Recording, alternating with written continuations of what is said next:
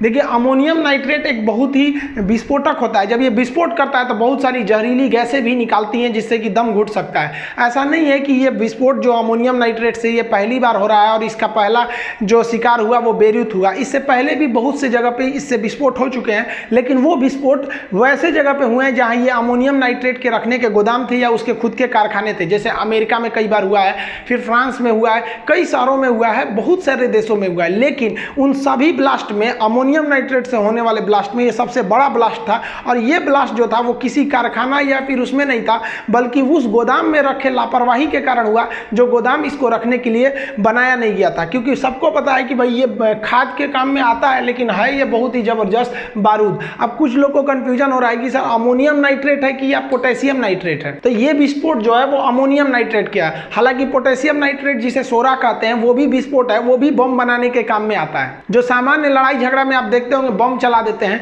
वो किसका बना होता है भाई? उसमें क्या मिलाया जाता है? Potassium nitrate. पोटेशियम नाइट्रेट के NO3, इसको हम लोग सोरा कहते हैं। ये 75% होता है जितना मात्रा में बताना है। और उसमें 15% चारकोल। चारकोल मतलब होता है लकड़ी का कोयला।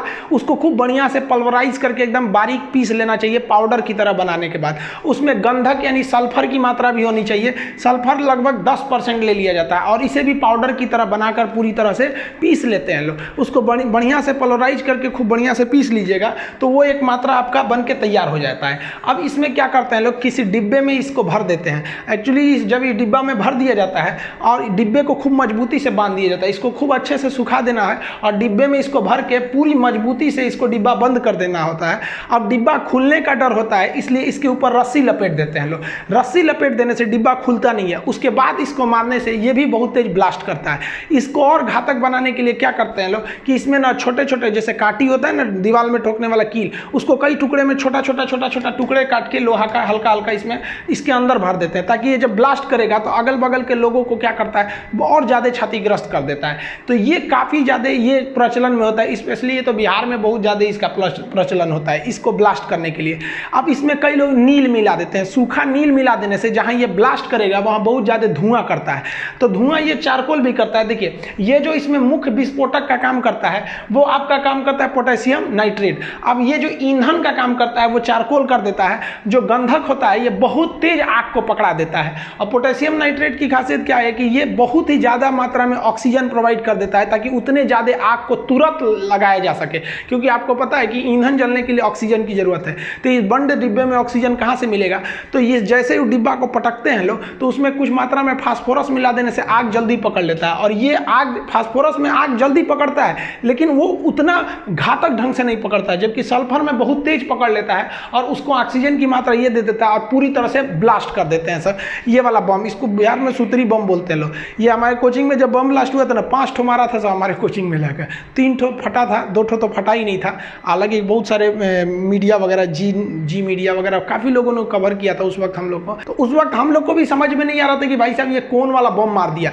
बाद में जब पुलिस आई थी तो पुलिस को बम का जो टुकड़ा दिया गया, एक्चुअली मारा था सब तो एक ठो स्कूटी, तो स्कूटी उड़ गया था। तो वहाँ से जो बम के टुकड़े मिले थे उसको फॉरेंसिक जांच के लिए भेजा गया था। तो उसमें पता चला था कि इसमें पोटेशियम नाइट्रेट वाला है। तो ये वाला जो बम होते हैं सब उसको मारा, ये बारूद होते हैं। अमोनियम नाइट्रेट भी एक बारूद है। तो इसका प्रयोग ज़्यादातर इसमें करते हैं। देखिए ये आपको जो चीज़ हम बता रहे हैं ये नॉर्मल कहीं भी आपको मिल जाएगा। इसका मतलब ये नहीं कि हम आपको बम बनाने का तरीका बता रहे हैं। कुछ लोग वीडियो को, जैसे हम हथियार वगैरह का बहुत ज़्यादा वीडियो बनाते हैं, हमारा उसमें काफ़ी इंटरेस्ट है। तो कुछ लोग कहते हैं कि भाई साहब ये तुम पाकिस्तान और चाइना को बताने में मदद कर रहे हो। भाई साहब इससे ज़्यादा जानकारियाँ उन लोग के डिफेंस एक्सपर्ट और जासूसों को पता रहता है। उतना ही बताता है आदमी जो पब्लिक डोमेन में है। आपको नहीं पता है तो आपकी गलती है ना, आप कुआं के मेढक हैं। ये तो नॉर्मल से छोटे मोटे, आप अगर केमिस्ट्री की बुक लीजिएगा तो ये सारी बातें उसमें लिखी गई हैं। तो हम ये नहीं कह रहे हैं कि आप बम बनाने के लिए अब हम आपको कलम दे के लिखो बाबू या घोंप दीजिए आप जाके किसी को। तो हम आपको घोंपने के लिए थोड़ी ना दिए थे, हम आपको जानकारी के लिए दिए थे।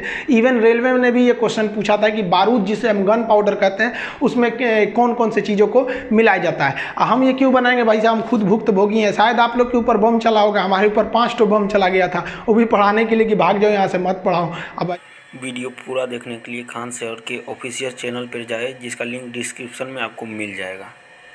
धन्यवाद।